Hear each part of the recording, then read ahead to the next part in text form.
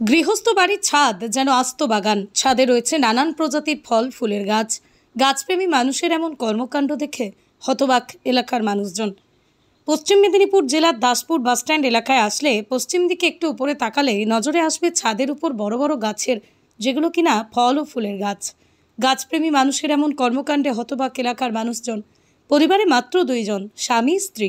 স্বামী সুভাষমণি, স্ত্রী কৃষ্ণামণি দীর্ঘদিন ধরে বসবাস করে আসছেন দাসপুর এলাকায়। সুভাষবাবুর ছোট থেকেই নেশা ছিল গাছের ওপর, তাই গৃহস্থ বাড়ির ছাদের ওপর আস্ত বানিয়ে ফেলল একটি ফল ও ফুলের বাগান। থাইল্যান্ডের সমস্ত প্রজাতির গাছ রয়েছে এই ছাদের উড়ন্ত বাগানে। 12 বছর ধরে বাগানে ফল ধরছে। এই বাগানে ফলের মধ্যে রয়েছে মৌসুমী আম, জামরুল, কুল, ড্রাগন, 99 আপেল সহ একাধিক ফল। পাশাপাশি রয়েছে একাধিক ফুলের গাছ। বিভিন্ন প্রজাতির ফল ফুল গাছে ভরে উঠেছে বাগান। গাছে সেজে উঠেছে মণি পরিবারের এই উড়ন্ত বাগান।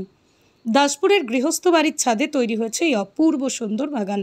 এই বাগানে রয়েছে নানান প্রজাতির ফল ফুলের গাছ। গাছপ্রেমী সুভাষবাবু এবং তার স্ত্রী কৃষ্ণা দেবী এই বাগানটি তৈরি করেছেন। সুভাষবাবুর ছোটবেলা থেকেই গাছের প্রতি অনুরাগ ছিল, তাই তিনি তার বাগান ছাদে একটি ফল ও ফুলের বাগান তৈরি করেছেন, যা দেখতে মাঝে মাঝে এই পরিবারের ভিড় জমান মানুষজন। ছোট হয় কিন্তু 12 মাসি ফুল হয়। এটা পাতি লেবু আছে, পাতি লেবু, এটা কাটিমন চারা আছে। না, এটা ব্যাঙ্গমেনা না, এটা ব্যাঙ্গমেনা না, কাটিমন।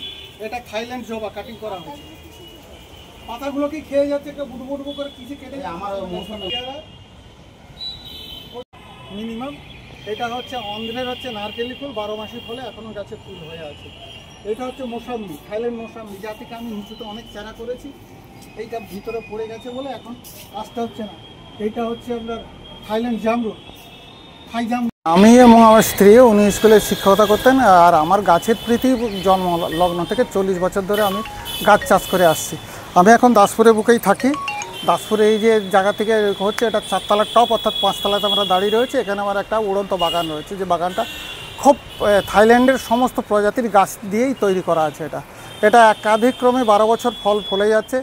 যেমন আপনার মৌসাম্বি, জামরুল, আম, মানে বিভিন্ন ধরনের কুল, যেগুলো সারা সচরাচর পাওয়া যাবেই না আমার নিচুতে। এরপরেও যে গাছগুলোর মধ্যে ভাইটাল গাছ হয়েছে অর্কিড, তারপরে হলুদ মালটা, আপনার ধরুন মৌসাম্বি থাইল্যান্ড, কুল, ড্রাগন, আপেল হরিমন 99 আপেল, এই সমস্ত গাছের বাগানের বাগান দিয়েই আমার ছাদ সাজানো রয়েছে, যেটা কল্পনাই করা যাবে না। আজ আমি নিচু করলেন এবং গাছের জন্য পরিচর্যার জন্য আমার ওপরে গ্রিন শেড তৈরি করে রেখেছি।